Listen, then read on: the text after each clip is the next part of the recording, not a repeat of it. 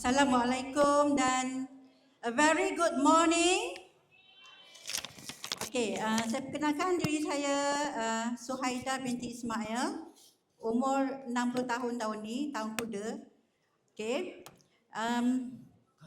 Dan bagaimana saya menyertai Elton. Pada mulanya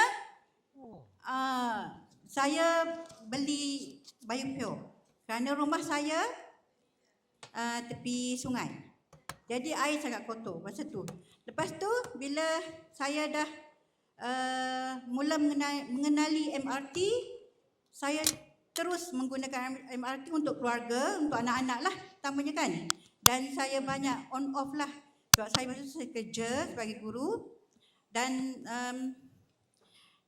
banyak sharing lah. Lepas tu bila saya pencen dan saya dikenalkan dengan produk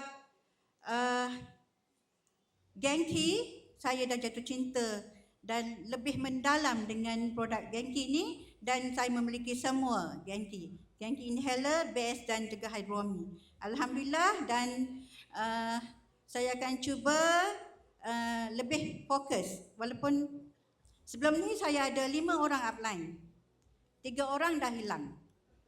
Jadi tinggal 2 yang sangat-sangat sentiasa follow saya, terutamanya MCCM 3 Star Crown, Chu Howling. Thank you very much kerana selalu follow saya, push saya dari belakang dan saya rasa sangat-sangat bertuah.